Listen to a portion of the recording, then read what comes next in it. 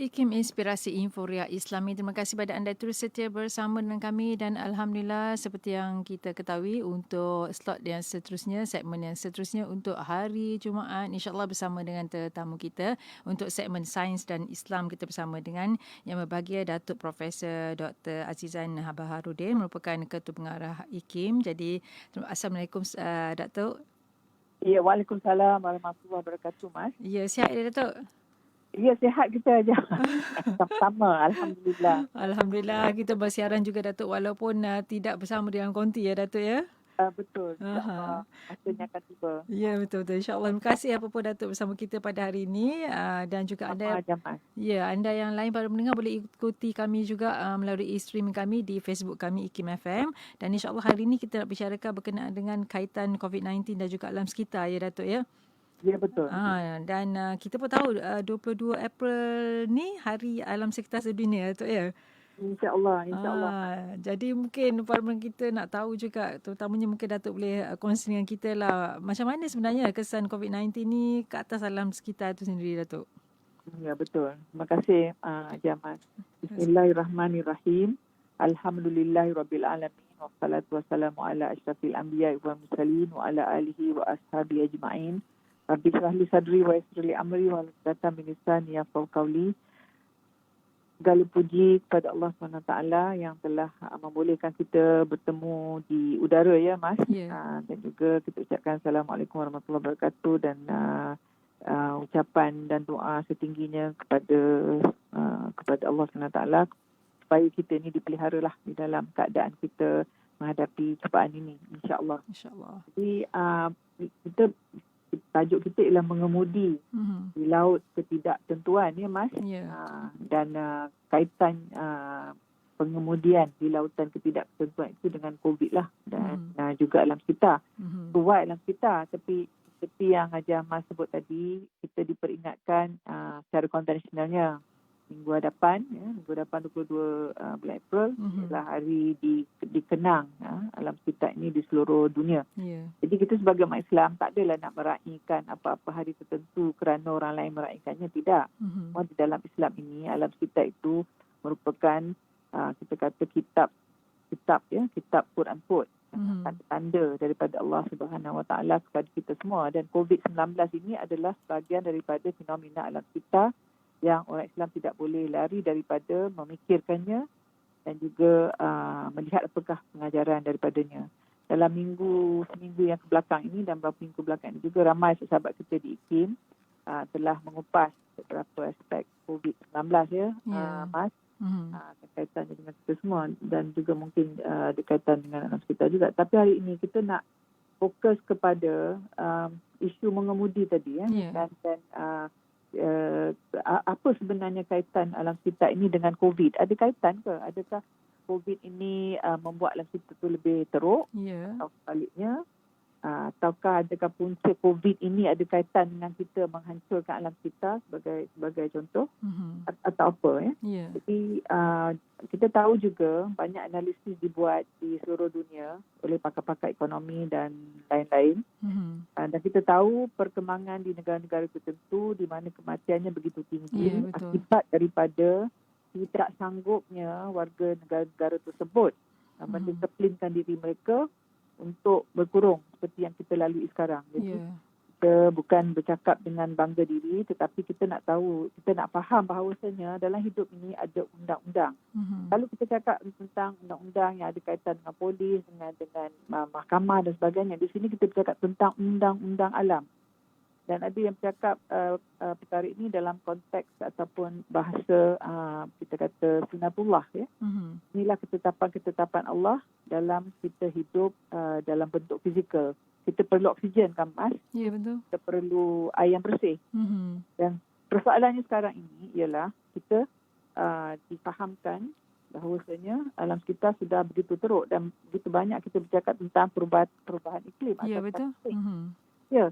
Dan tahukah kita sebenarnya panduan-panduan Al-Quran dan hadis itu banyak sekali tentang perkara ini, tapi kita ambil acil takcil sajalah ya. Dan mungkin kita boleh highlight dalam slot kita ini di akhirnya mungkin bahawasanya sekumpulan saintis dan ulama Islam telah menyediakan apa yang dipanggil satu dokumen Islamic Declaration on Climate Change atau deklarasi Islami mengenai perubahan cuaca. So berapa ramai di antara kita dah pernah tengok dokumen ini dan apa pesanan-pesanan daripada para ulama ini tentang apa yang kita perlu buat. Dan menariknya ialah semua idea-idea dalam deklarasi ini adalah perkara-perkara yang disahkan oleh maklumat sains dan teknologi yang terkini. Kita sering berhadapan dengan soalan orang Islam tak perlu sains teknologi, orang Islam hanya perlu Quran dan hadis. Faham? Tetapi kita disuruh bertafakkur, bertadabbur. Kalau kita tak ada ilmu tentang dunia atau bumi ini, ilmu tentang air, ilmu tentang cuaca dan lain-lain, kita tidak akan dapat panduan-panduan yang terbaik daripada Quran tersebut. So, seperti kita cakap tadi, pandemik ini menunjukkan betapa healthcare system yang menjaga kesihatan orang sangat-sangat fragile, sangat vulnerable di banyak negara. Dan kita bersyukur di Malaysia, kita boleh dirawat masihlah dalam keadaan kita tak perlu membayar sangat tinggi dan lain-lain. Dan di negara tertentu, contohnya sistem ekstrim kapitalisme yang diwujudkan membuat orang sampai berteriak. Sekarang ini ramai yang tidak mampu oleh kerajaan dan juga oleh orang yang jadi viktim tu untuk mendapatkan rawatan. Sebab angka yang meninggal tu banyak sekali. Sebab the healthcare system itu sangat rapuh. Tak dapat. Jadi sistem kebajikan itu sangat rendah. Jadi kita di sini perlu faham bahawasanya perkara COVID ini juga memberi fokus kepada isu ketidakadilan. Dari sudut kekayaan, dari sudut accessibility kepada sistem perawatan perubatan yang adil. Itu keadilan, Mas. Keadilan ini sangat-sangat kritikal dalam Islam. Dan dalam Quran banyak tempat Allah sebut Allah sangat benci kepada orang yang zalim. So, dalam konteks ini berlaku kezaliman. COVID-19 menunjukkan telah berlaku kezaliman lah. Dan sistem-sistem yang ada ini dan sistem-sistem, kita tak sebut mana negara lah. Kita boleh fikir sendiri, boleh menganalisis sendiri. Jadi kita harus ambil pengajaran daripada perkara ini. Dan kita juga terima video-video, betul tak, Mas? Ya, betul. Sekarang ni bumi dah bersih. Betul. Bumi sedang berehat, ya. Ada berehat. Tetapi timbul di situ satu konflik lah. Kita tak udara yang bersih, tetapi ekonomi kita merudum. Betul. Jadi seolah-olah ada konflik besar di situ. Dan harusnya tidak begitu. Tak seimbang, ya?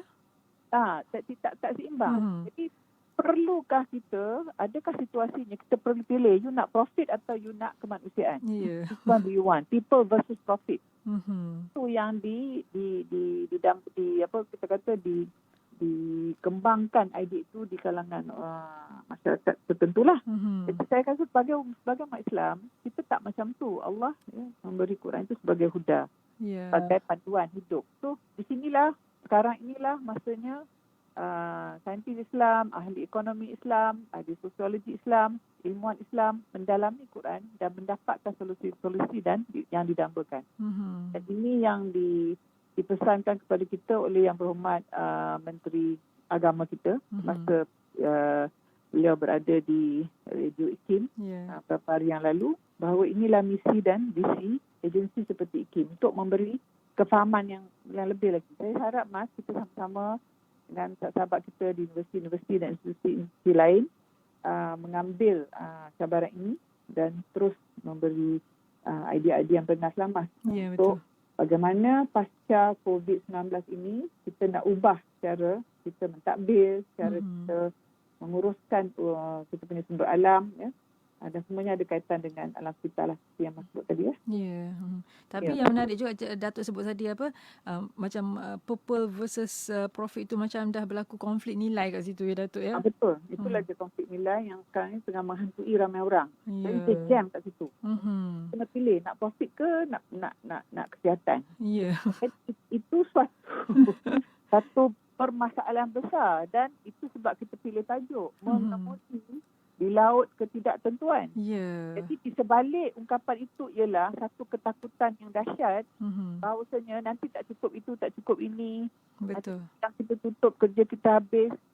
Allahu Rabbi ya. Hanya Allah, kita ni, kita kata di sana ya, dengan rendah hati kita nak kata, orang beriman ni, nanti kita akan sebut, apakah alat navigasi tu, Mas?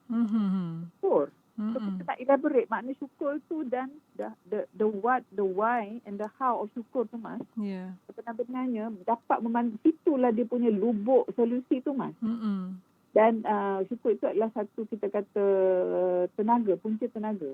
Itu kita dalam pekerjaan kita yang seterusnya ramalkan. Tapi baguslah Mas sikapnya itu. Kan itu yang menghantui semua orang. Ya, betul. Sekali lagi bercakap dengan rendah hati, tapi first things is first. Satu, kita kena tangani wabak ni dulu. Hentikan wabak ni. Kan? Lepas itu baru slowly sistem-sistem yang ada ni kita rejuvenate balik, kita buka balik kan. Yang siapa yang harus panjang lagi dia punya lockdown, siapa yang dah boleh pergi bekerja dan lain-lain.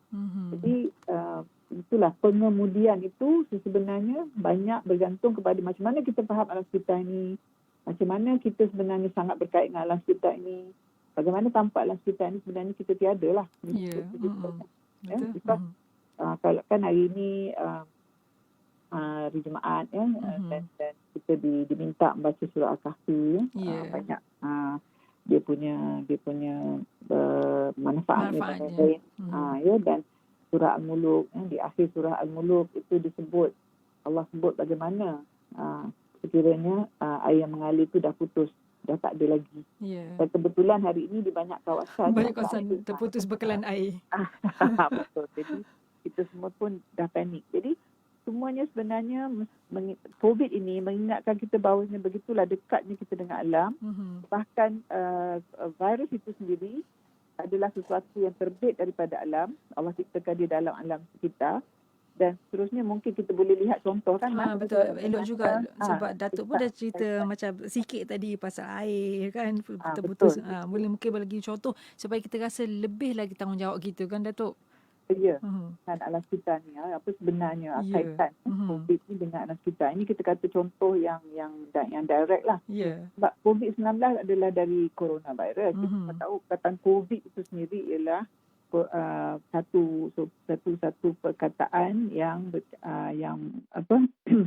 yang datang daripada perkataan corona. Jenis virus, satu jenis virus yang ada dalam jenis itu beberapa coronavirus sebenarnya ya. Dan yang kita kata 19 ini ialah jenis baru muncul di akhir tahun 2019. So that's why dilabelkan sebagai COVID-19. Agaknya ada ke COVID-20, 21. Wallahu a'lam bishawab. Akan janganlah, na'udzubillah kan. Tapi ada juga pihak-pihak yang telah beri amaran. Ya? Sebab virus ini satu kelebihan dia, quote-unquote, ialah dia boleh mutasi, dia boleh berubah. Dan segala-galanya bergantung kepada situasi. Nah, di sinilah kita perlu tafakur dan tadabbur. Of course, sebagai orang Muslim kita kata semua pun dikeranakan, ya, dibolehkan, diizinkan oleh Allah Subhanahu Wa Taala.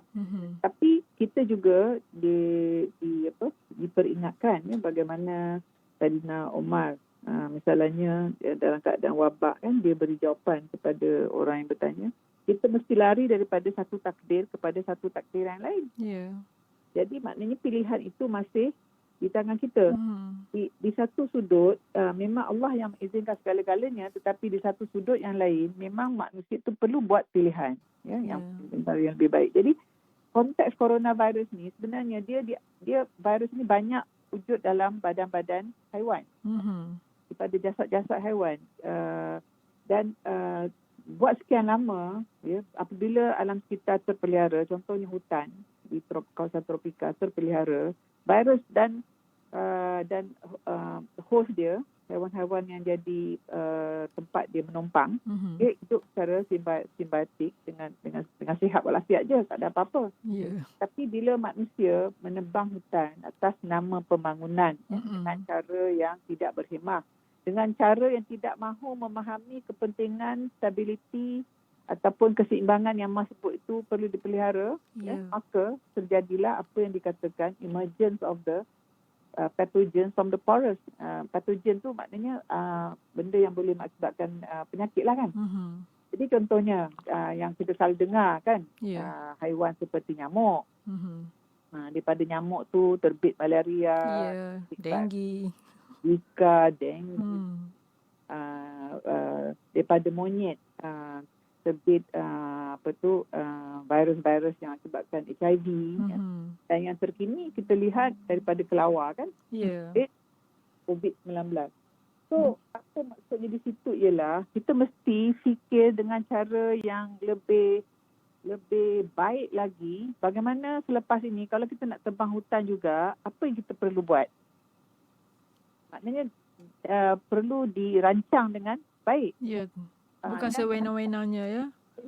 Bukan sewenang-wenang. Kalau kita boleh siasat dengan cepat sekali berapa banyak hutan tropika, green lung kita katakan, paru-paru hijau bumi ni dah dihancurkan. Dengan begitu sewenang-wenang dengan begitu pantas atas nama pembangunan. Tetapi pembangunan yang dipacu oleh kapitalisme ekstrim, profit comes above everything else. Dan sistem ekonomi yang tak ada tempat dalamnya untuk kemanusiaan dan keadilan dalam kita. Kejar profit saja. Dan keuntungan adalah di kalangan kita kata shareholder. Jadi sekarang shareholder ni dia bukan seluruh stakeholder. Betul. Shareholder orang yang ada share dalam perniagaan itu. Kepentingan untuk profit itu saja. Adalah the rest of us ni yang tak ada share dalam tu, tapi kepentingan kita juga turut terjejas jika syarikat-syarikat ataupun badan-badan yang membangunkan alam sekitar tersebut tidak mengambil kira kepentingan kita semua. Khususnya dari sudut kesihatan lah Mas. Jadi siapa nak bayar kos rawatan, siapa nak bayar kos ubat. Betul. Kita lagi kita jadi masyarakat dan tamadun yang huru-hara Mas. Okey, semuanya itu ada tak kita perhatikan berlaku sekarang? Tak adalah kita cakap dari segi angle dramatik semua dah jatuh tamadun, tak ada. Tapi kita boleh bayangkan dan imaginekan kalau dah bergerak tak boleh. Betul. Berkumpul dah tak boleh. Bagi kita yang paling dekat ni kita kata perayaan hari raya kita. Betul. Tak tahu macam mana rupa dia kan? Ramadan kita. Itu bukan dah mula terganggu kehidupan seperti yang kita faham selama ini. Ibadat-ibadat khusus dah tak dapat kita laksanakan. Jadi takkan kita nak bias terus ni begini juga Mas. Betul. Jadi semuanya ada pertalian. So sikap kita terhadap alam sekitar itulah yang paling asas Mas. Di atas sikap kita terhadap alam sekitar itu terbina sistem ekonomi kita, sistem politik kita, sistem undang-undang kita. Dan saya kira aspek-aspek inilah yang perlu diberi penekanan selepas ini. Kita selalu keluar minta fatwa tentang merokok, fatwa tentang itu dan ini. Betul? Bagaimana fatwa tentang orang yang merosakkan alam sekitar, Mas? Betul. Sikap betul. Berapa negeri saja misalnya dalam contoh Malaysia ini yang kita cakap dengan rendah hati, Mas. Kita cakap ni bukan kita komplain ke apa. Cuma kita tak terfikir sebelum ini. Betul. Perlu ada fatwa, perlu ada saya rasalah hukum syarak juga yang ada peraturan kepada mereka yang menyalahguna betul. Dan menganiaya alam betul. sekitar. Sebab menganiaya macam Datuk sebut tadi, menganiaya alam sekitar tu akan terpalit kepada kita kembali kan. Betul. Macam contoh hari ni, cuba Mas tengok mesej yang kita dapat. Yang terkesan tu berapa ratus taman Mas. Betul. Berapa ribu orang dalam musim COVID ni kita kena duduk dalam rumah. Penggunaan air sangat tinggi. Kita disuruh basuh tangan selalu. Betul. Zalim tak Mas? Orang yang buang apalah bahan yang menyebabkan loji-loji terpaksa berhenti dia punya operasi Mas. Cuba fikir. So apa hukum yang layak bagi orang-orang ini? Okey, dan seterusnya sebelum kita cakap sebab tentang hukuman, bagaimana dengan kesedaran dan pengetahuan? Ya, betul. Siapa yang ada ilmu tentang perkara ni, Mas? Di mana mereka? Kenapa mereka? Yelah. Kadang-kadang kita kan, Datuk, kadang-kadang kita ni nak disedarkan perlu dengan undang-undang, Datuk ya? Dengan undang-undang itu penguatkuasaan dia kan. Tak teruk sangat perangai. Tapi kita hukum orang. Kita kena beritahu dulu. Macam anak-anak kita juga. Sebelum kita beri hukuman, kita kena fahamkan dulu. Kenapa jangan buat itu, kenapa jangan buat ini. Iaitu pendidikan. Betul. Jadi kita menyeru dekat semua kawan-kawan kita yang berada di pusat-pusat pendidikan dan berbagai-bagai ya.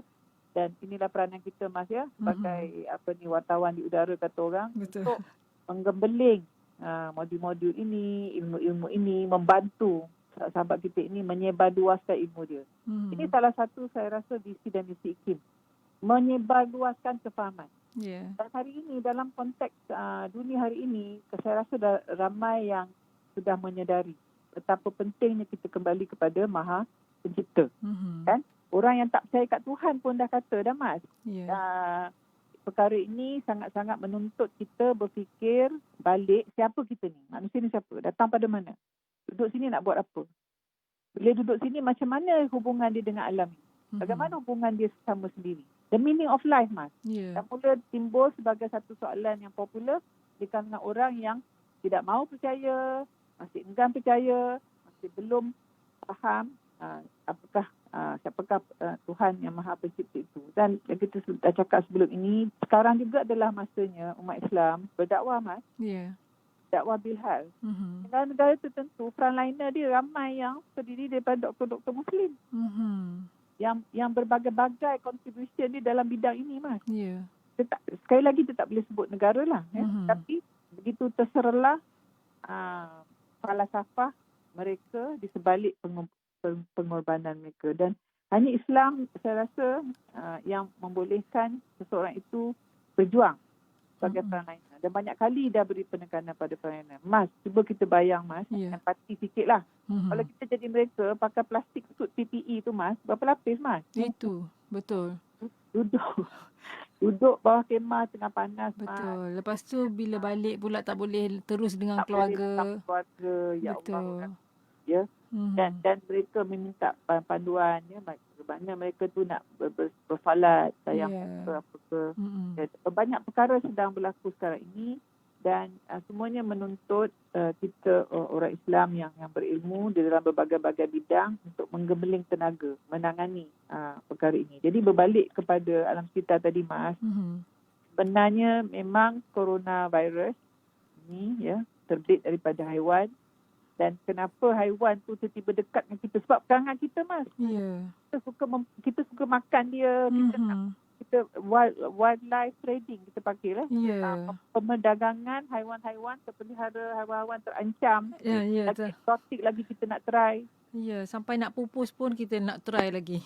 Jadi apa jawapannya, Mas? Saya rasa dalam samping kita menyeru, mendidik orang, bagaimana perkara ini, kita boleh didik orang dua cara lah. Satu, kalau hati dia masih lembut, Allah masih beri dia taufik hidayah, kita boleh persuade lah. Kita boleh persuade kenapa benda itu zalim dan lain-lain. Tapi bagi masyarakat atau orang yang hatinya sudah keras, dan Quran juga menjelaskan macam mana hati boleh jadi keras. Bila orang itu continuously, terus-menerus melakukan maksiat dan kezaliman. Ya, jadi mesti ada undang-undang lah, Mas. Betul. Undang-undang yang ketat lah. Sebab ada satu dua negara juga yang kita faham di dunia sana yang jauh tu, dia agama tak ada. Tetapi undang-undang dia sangat keras. Iya, terutamanya pada haiwan terancam, kan? Betul. Tak ada main-main dia punya tu. Macam PKP sekarang lah. Mula-mula ada compound, kan? Sekarang tak ada compound. Terus saja direman, kan? Ya, jadi maknanya mungkin manusia ni ada beberapa cara lah untuk kita menangani perangai dia, tetapi yang kritikal ialah you do not play around with the environment anymore. Tak boleh mess around dengan environment. Ini yang disebutkan oleh mereka-mereka yang perjuangkan tentang perubahan iklim, climate change. Ada perubahan bertambah panas, itu ada kesan dekat penyebaran denggi, Mas. Sebab bila cuaca panas, telur dia cepat menetas, life cycle dia laju. Jadi banyaklah nyamuk tu, kan? Dan sangat menarik bila kita lihat kajian-kajian yang dijalankan, dan apa yang kita sebut ni, Mas, adalah kajian yang sah. Contohnya melalui Journal of Emerging Infectious Diseases. Ada jurnal khas, bidang khas untuk kaji infectious diseases contohnya. Mereka mengkaji trend-trend. Dalam keadaan hutan itu biasa, nyamuk-nyamuk ni tak gigit orang sangat, Mas. Dia tidak ferocious, dia tidak jadi macam agresif, tak menyerang. Tidak kacau orang. Tapi bila habitat dia diganggu, kita kat mana? Dia pun dah hitam. Jadi perangai dia pun berubah. Dia lebih agresif. Dan dia jadi semua ini sebenarnya kita bukan cakap secara emosi tak. All these behavioral changes ada kaitan dengan perubahan pada habitat dia tu. Maknanya kedudukan dah terbang, dia bertambah panas mas. Kita dah kacau ekosistem dia tu, jadi semua pun bercelaru ya. Betul. Dulu mungkin dia ada perkara lain yang dia boleh gigit, dia boleh makan sebagai sumber makanan dia. Sekarang dah tak ada. And all that. Jadi semua datanya ada. Jadi natijahnya ialah, mas, siapa sebenarnya yang cetuskan wabak ni mas? Memanglah Allah yang maha berkuasa kan? Maha berkuasa. Tetapi Allah juga beri kita pilihan untuk membuat yang baik atau yang sebaliknya. Yang sebaliknya. Kan? Jadi untuk kita buat pilihan yang sepatutnya, kita perlu ilmu kan. Kemudian kita perlu disiplin untuk mengelakkan diri kita daripada melanggar apa yang sepatutnya. Dan faham tak faham, sedar tak sedar, semua ini kita boleh huraikan dalam bahasa saintifik dan juga bahasa keagamaan mas. Dan inilah saya harap kita boleh lihat bahawa pandemik sekarang ini ialah satu amaran mas, satu warning daripada alam tu sendiri. Bagi orang yang tidak percaya Tuhan lah. Kata this is a warning from nature kan. Dan bagi kita orang Islam, ini adalah juga tanda atau kalau mau amaran juga peringatan daripada yang maha pencipta. Dan jika kita fikir, jika kita faham, Allah bukan hanya mencipta, Allah yang menghidupkan segala-galanya termasuk virus tu. Okay, so dan kita dihidupkan, dijadikan dan dibagi bumi ni, dibagi kehidupan ini untuk kita diuji. Ini ada dalam Quran mas. Dibagi segala-gala nikmat ni, kehidupan ni untuk Allah uji kita. Can you handle it or not? Dan dalam surah Al-Baqarah kan ada situ ceritanya di mana malaikat bertanya dekat Allah kan. Kau mereka ingkar kata nak cipta ke makhluk ni besok dia menumpah darah, berbagai-bagai. Dan Allah ada jawapan pada malaikat dan mereka pun akur. Kecuali siapa mas? Syaitan. Yang seorang tu lah iblis tu. Dan nanti kita juga boleh berkatalah sekarang ni mungkin ya. So dalam keadaan kita bukanlah kata huru-hara mas, dalam kita ketidakpastian, ketidaktentuan, keresahan ya, dah banyak dah kawan-kawan cakap tentang tekanan mental dan lain-lain ya. Saya rasalah kita harus mula boleh membudayakan satu jenis berfikiran dan kita gambarkan cara berfikir ini sebagai menavigasikanlah, mengemudi diri kita di antara pemikiran yang positif, yang ekstrim ataupun fikiran negatif yang ekstrim. Tapi Datuk, mungkin apa yang boleh menjadi alat navigasi ataupun mengemudi tadi tu? Betul mas. Jadi kalau kita mungkin sahabat kita yang lebih arif, mungkin berbagai-bagai cadangan mereka mas. Tapi kalau kita fikir sejenak, bagi saya, satu alat dan kita tidak perlu minta maaf kalau kita gunakan perkataan alat. Yang sangat kritikal itu syukur. Alat ni benda nampak kan. Pisau adalah alat, screwdriver adalah alat. Yang tapi zahir. Yang lahir. Dalam konteks batin mas, ada alat juga mas. Kita nak guna perkataan apa. Jadi sebenarnya juga ini adalah satu bidang kajian juga yang ramai pakar-pakar di luar sana, tapi mungkin tak begitu terserlah lagi. Syukur adalah satu jenis tenaga batin sebenarnya. And we can elaborate this dengan dalam bahasa psycho-spiritual. Tapi kita tak ada masa di sini. InsyaAllah kalau Allah izin kita akan kembangkan lagi perkara ini. Ia adalah satu jenis tenaga batin yang boleh menerbitkan perubahan pada jasad dan tingkah laku kita. Sebalik kepada syukur ialah kufur. Itu sangat dekat dengan perkataan kufur ya. Kalau dalam bahasa Rumi dia KUFR kan. Dia dekat sangat dengan kafir mas kan. KUFIR. Seram juga mas. Betul. Jadi kalau kita tak bersyukur, buat rawi. Kita kafir ke, kufur ke? Betul. Bawa alam disawab, kita jangan jump to conclusion, kita jangan menilai orang, kita sekarang ni kita jemput diri kita untuk berfikirlah. Jadi kalau kita nak tahu tentang syukur ni, saya rasa elok kita buat kajian yang rujuk kepada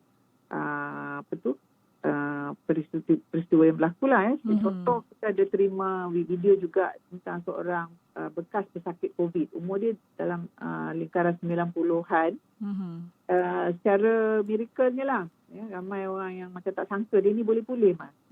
Dan kos rawatan dia, sebab kita kata tadi, healthcare system kat negara tertentu ni, walaupun dia kaya, tapi sistem kendalian kesihatan dia tak bagus, Mas. Jadi dia dapat bayar puluhan ribu euro, Mas. Masya Allah. Jadi dia menangis.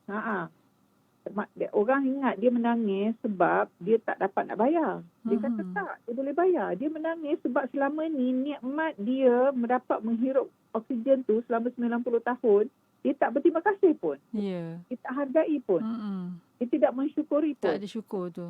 Tidak disyukur. Jadi bila dia menangis, bila dia berfikir macam tu, itu atas desakan apa, Mas? Atas desakan satu perasaan yang kita kata gratitude atau syukur.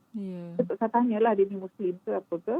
Tapi this is, apa yang kita nak cakap, gratitude atau syukur ini satu yang fitrah dalam diri manusia, satu yang boleh membantu manusia, tapi manusia tak tahu dia ada alat tu, Mas.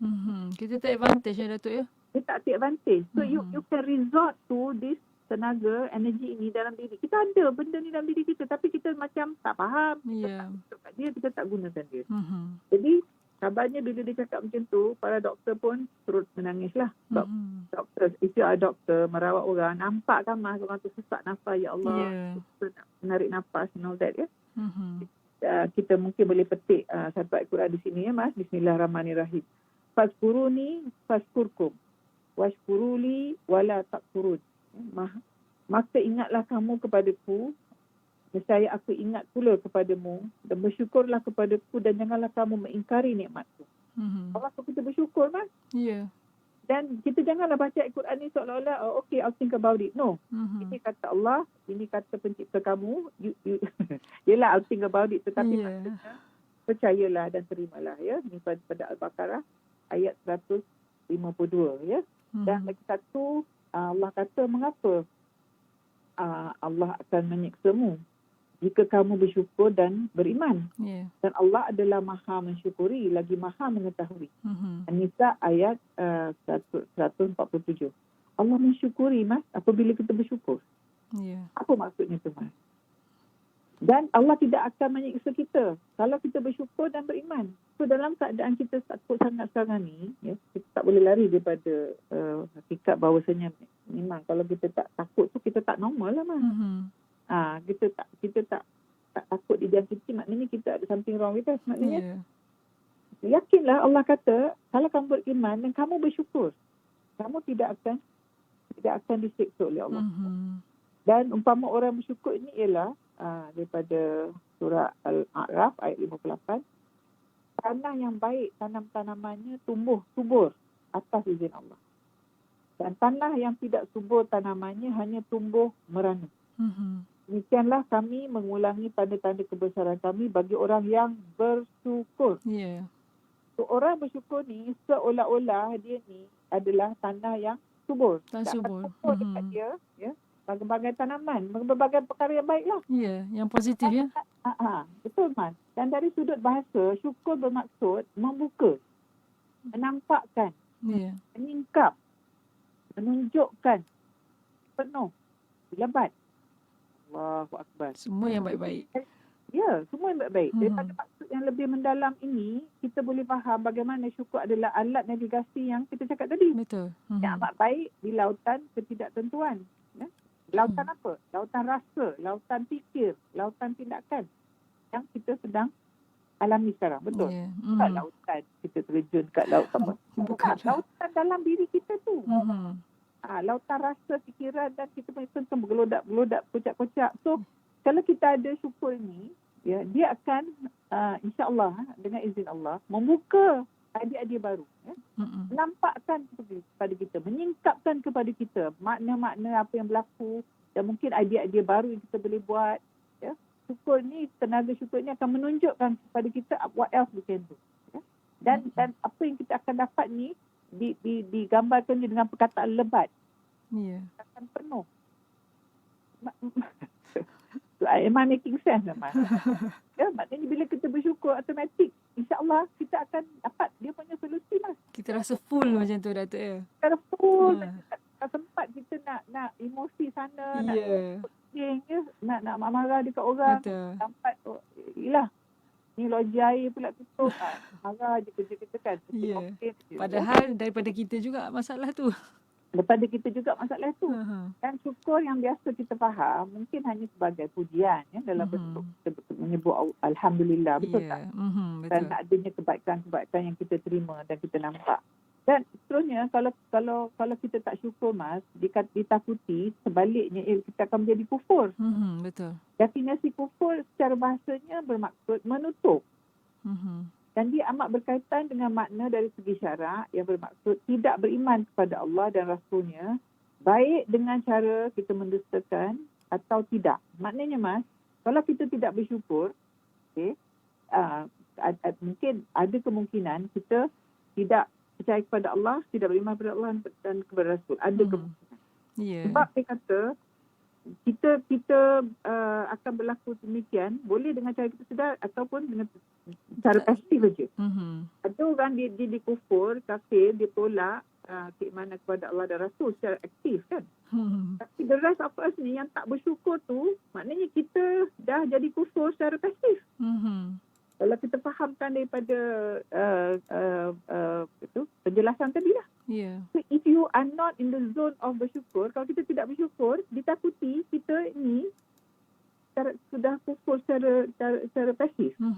You tidak bersyukur means you tidak actively activate you punya alat syukur tadi. Jadi orang yang tak bersyukur termasuk dalam zon kufur tu Jadi kita harap na'udzubillah lah. Sebab itulah perlu solat dan zikir. Sebab dalam surah pembukaan Fatihah itu sendiri, Alhamdulillahirabbil alamin, kan? Puji-pujian kepada Allah seluruh alam, berbagai alam. Dan kenapa Fatihah itu signifikan? Fatihah itu surah yang pertama, Mas. Dan tak kita kata tak lengkap solat itu ya. Bahkan mungkin ada hukum yang lebih berat lagi kalau dalam solat itu tak ada Fatihah. Betul. So it's so significant syukur ni. Fatihah itu berkait dengan konsep pembukaan. Betul. Itu yang membuka ya. Kufur ni sikit je lagi, Mas. Ada beberapa jenis lah. Ada kufur besar, ada kufur kecil. Jadi bila kufur tu besar, dia terjadi bila kita mendustakan Allah. Contohnya kita kata Allah itu ada anak. Ada kumpulan manusia kata Allah itu beranak. Itu dah kufur besar lah. Itu maknanya kita dah keluar daripada agama Islam. Ya, betul. Kufur kerana sombong. Walau tak tahu apa yang benarnya ya. Yang contoh iblis tadilah. Dia tak mahu sujud kepada Nabi Adam walaupun Allah perintahkan kerana dia rasa sombong. Dia Nabi Adam buat pada tanah, dia buat pada api. Ya, Al-Baqarah ayat 34. Yang tadi tu surah Ankabut ayat 68. Mas, kita di sini cakap ngerendah hati saja. Kita cakap banyak pakar-pakar di luar sana, para ulama kita yang kita pasti akan menyambung, yang telah menceritakan perkara ini akan menyambung lagi. Mas. Cuma hari ini dalam konteks alam sekitar, kita kufur nikmat bila kita tak bela, tak jaga alam kita, kan? Dan kita juga boleh kufur kerana kita meragukan firman Allah. Ini antara kufur besar tadi, Mas, kan? Ini dalam surah Al-Kahfi, Mas, ayat 18. Ada cerita dalam surah Al-Kahfi, seorang pekebun tu, kebun dia sangat berhasil lah. Jadi megah, jadi seronok. Megah dengan tahu cerita dia semua tu kan. Dan dia kata, lah saya fikir kalau kiamat pun saya ni okey kan, dan Allah akan pelihara saya dan lain-lain. So ini juga diisytiharkan sebagai kufur lah. Dan bacalah surah Al-Kahfi itu cerita orang ni lah. Jadi, Mas, dalam masa yang berbakti ni kita boleh simpul lah beberapa perkara ya, Mas. Datuk. Jadi pandemik COVID ni mengajar kita memahami hubungan erat ya, saling keberuntungan kita sama lihat sama sekali dan sama lain. Mas tengok dalam sistem makanannya lah dan pemakanan. Sangat kejam, Mas, dan sangat rumit ya. Melibatkan petani, nelayan, penternak, pengusaha, siapa yang nanam padi, lepas tu nak proses padi tu jadi beras, mengantar beras kat kita, Mas. Can you see how fragile everything is. Yang kita Betul. ni kan kalau di rumah, lambat sikit apa sikit kita marah. Ya. Now, do you understand there are other people involved. Dalam dia nak makan sekejap lagi ni sekarang, ya. Ada benda-benda lain di sebalik tu yang mungkin mereka tu terhambat, Mas. Betul, Datuk. And what are we doing to alleviate dia punya masalah? Kita tahu komplain je. Betul. Kita ni siapa, Mas? Kita ni nak order-order orang, marah orang. Kita ni siapa? Sebab kata Prof Mahia semalam, kita mungkin biasa dengan pangkat besar apa semua. Sekarang ni mana ada pangkat besar, pangkat kecil? Sama je. Kalau tak ada air, maaflah saya cakap gitu ya. Kita berjenaka lah, Mas, ya. Betul. Nak mengecilkan hati sesiapa, cuma nak kata Prof Mahia semalam, topeng tu letak tepi sekejap lah. Betul. Maksudnya topeng-topeng tertentu tidak diperlukan. Ya. Kemudian ekosistem kesihatan, pengamal perubatan tu, ya, mereka perlukan alat-alat. Betul. Bekalan-bekalan tertentu, kan. Gelas tu diperlukan getah, getah perlukan Nore perlu kepada pokok. Tapi apa pun keperluan kita last kali pergi kat bumi, betul tak? Betul, semua pergi pada bumi. Kat bumi. Ada benda kita makan tak keluar pada bumi? Ada? Tak ada. Tak ada, belum ada. Kan? Itu juga ubat-ubatan ni dan lain-lain lah. Ya. Dan what is an economic system? Sistem ekonomi adalah pengurusan semua perkara-perkara ini, Mas. Ya. Tak ada sumber alam, tak ada alam sekitar. Ya? Tak ada pokok-pokok, tak ada tanah, tak ada ekonomi pun. Jadi biarlah kita berekonomi selepas ini. Kita haraplah, kita doakan, kita akan mencipta satu sistem ekonomi yang barat pun kata hari ini perlu berubah. Kita tak boleh lagi ikut sistem kapitalisme. Dan kita cakap dengan rendah hati dan semangat kita ialah kita akan bersama-sama lah menggemelin tenaga dan membantu dan bukan saling tuduh-menuduh lah. Mas. Betul, Mas, kan? Dan akhir sekali navigasi tadi tu lah, Mas. Jom kita tengok alat kita ni dah berkarat ke, dah hilang ke, dah terhimpit di lemak dalam badan kita ke, dalam fikiran kita tu. Dalam fikiran ada lemak tak, Mas? Ada karat tak? Saya rasa mungkin ada jugalah. Ada. Kita ambil dan kita polish balik dan kita beramalkanlah, Mas. Allahuaklam. Itu saja, Mas. Dan saya rasa undang-undang syarat dan civil perlu diperkayakan dalam kita perlu kita kata memastikanlah kita semua ni melakukan yang sepatutnya. Orang yang faham, dia akan buat secara voluntary. Orang yang tak faham atau belum faham, mungkin kita paksa dia, Mas, melalui undang-undang. Ya, pendidikan dan juga undang-undang, Datuk, ya. Ya, betul. Allahuaklam. Ya, terima kasih banyak, Datuk. Topik yang menarik hari ini, mengemudi di laut ketidaktentuan dan juga kaitannya dengan COVID-19 dan juga alam sekitar hari ini. Menarik, Datuk, ya. Supaya kita dapat buka minda kita, buka mata kita, buka hati kita, Datuk, ya. Supaya kita sama-sama dapat menangani kesan kepada alam sekitar itu sendiri, ya, Datuk, ya. Keywordnya kefahaman, betul tak, Mas? Ya, betul. Keyword dia kefahaman. Jadi Allah dah sebut tafakur, tadabbur. Jom kita mengaji macam Quran sekarang ni. Don't forget the meaning, Mas. Kita sama-sama berbincang bersama kita dan kita insya-Allah saya rasa Radio IKIM sudi menjadi platform. InsyaAllah. Kita banyak slot-slot dari hati, betul tak? Betul. Siang-siang ni kita ada prihatin, kita ada pakai-pakai slot. Dan kita harap para pendengar kita akan terus bersama kita dan sama-sama kita saling bantu-membantu, insya-Allah. InsyaAllah. Terima kasih banyak, Datuk, bersama kita hari ini. Walaupun kita tahu dalam keadaan sekarang Datuk pun sibuk, walaupun hari ini saja berada di rumah, ya. Terima kasih, Datuk, bersama kita pada hari ini. Dan insya-Allah kita kembali menghadapan pula, Datuk, ya. InsyaAllah, Mas. Okey, Assalamualaikum, Datuk. Waalaikumsalam warahmatullahi wabarakatuh. Dan kepada anda para pendengar, teruskan bersama kami di IKIM Inspirasi Inforia Islami. Ayo sertai kempen Jom menyumbang RM50 demi pembebasan Masjid Al-Aqsa dan Palestin. Hubungi kami 03 8926 7019 dan layari Facebook Aman Palestin.